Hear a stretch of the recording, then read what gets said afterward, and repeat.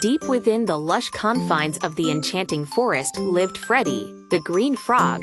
Freddie was unlike any of the other frogs who lived by the pond. He was curious, adventurous, and yearned for knowledge. His small, emerald body was as vibrant as his dreams, and his wide eyes sparkled with excitement for the mundane and the extraordinary alike.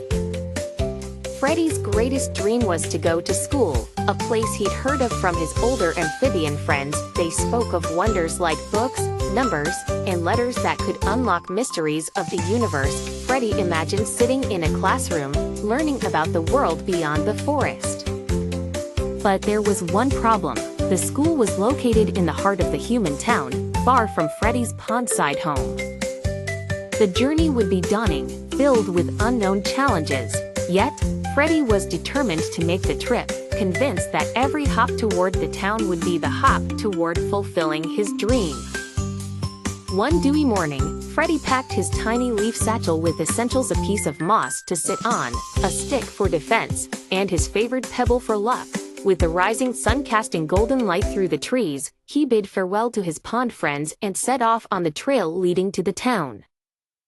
The forest floor was a familiar place, but as Freddie ventured further, he encountered areas he had never seen before. First, he met Gertrude, the wise old tortoise who ponderously wandered along the trails.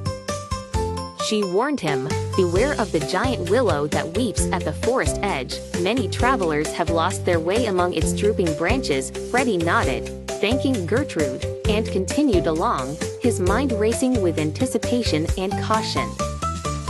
Next came the rocky incline, littered with pebbles and stones. Freddie hopped expertly through them, his agility and optimism making the journey seem easy. But soon, he came across a babbling brook that divided the forest floor and the town beyond, a barrier to his dreams. Freddie paused, contemplating the best path across. Then unexpectedly, a kind-hearted robin appeared, chirping a cheerful tune. "Need some help, little frog?" she trilled, and offered to fly overhead, guiding Freddie from above so he wouldn't lose his way. With the robin's guidance, Freddie found a series of stepping stones and was able to cross the brook safely. Finally, Freddie reached the edge of the human town. Shadows loomed larger, noises grew louder, and unfamiliar scents filled the air. His heart raced with both fear and excitement. As Freddie approached the schoolyard, he noticed the curious stares from the human children and their whispers. Instead of hiding, Freddie puffed up his chest and took a confident hop right into the playground. Fascinated by the little creature, the children gathered around him. One friendly girl named Clara leaned down and asked, "Do you want to learn with us?" Freddie, with his heart full of joy, croaked an enthusiastic yes.